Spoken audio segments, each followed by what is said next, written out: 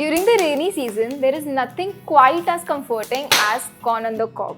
Today, I'm going to give it a delightful twist. We're making tandoori corn. Let's get started. We'll start by roasting this golden beautiful corn on an open flame. I want the corn to get charred. Comment below if this sound reminds you of chapati during monsoon.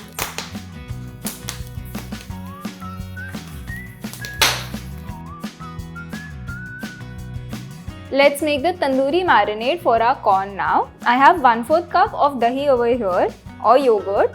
To this I'm adding little bit of salt, chaat masala 1/4 teaspoon, red chilli powder 1 tablespoon, 1/4 teaspoon of haldi and half a teaspoon of jeera powder and 1/4 teaspoon of garam masala. Along with this some ginger and garlic which is crushed 1 teaspoon. Now I'm going to give this a mix. Make sure you're using a thick yogurt so that it sticks to the corn properly. Now I'm going to apply this marinade to our corn. Because we have blistered the skin of the corn, the marinade sticks to it properly and doesn't slide off. The yogurt is going to turn nice and tangy as we cook it and it's going to taste delicious in the end. Make sure you're covering all the pearls of the corn with the marinade.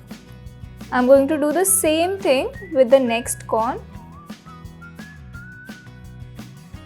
Now to cook the marinade, we are going to roast it on a tawa. Make sure you're using a non-stick tawa. The tawa has been heating up for a while on low to medium flame. Make sure the flame is not too high. Let's have a look at this. It has been going on for 30 to 40 seconds now. Looks beautiful. I'm going to keep turning the corn. I'm going to let this cook for 30 seconds on each side. The yogurt will leave out a little bit of water as the corn is cooking, and this will ensure that all the flavors are packed into the crevices of the corn. You can also add a little bit of pressure on the stem to cook the corners. You can just lift the corn in your hand and let the tapering end touch the tawa. A little bit of marinade will definitely stick down to the tawa, but that's absolutely okay because we're going to brush this again with our marinade. If you have a tandoor at home, it will cook beautifully in your tandoor. But if you don't, the tawa method works too. The second time around, I'm going to add a dollop of butter in the center. The corn looks ready.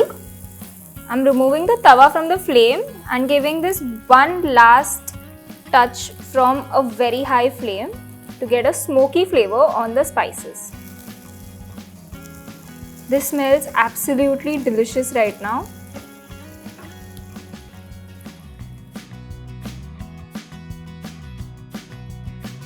Now we're going to finish this off with a squeeze of lemon and we're going to let a dollop of butter melt onto it. A tiny sprinkling of salt to balance out the flavor. The natural sweetness of the corn pairs perfectly well with the tandoori flavors from the marinade.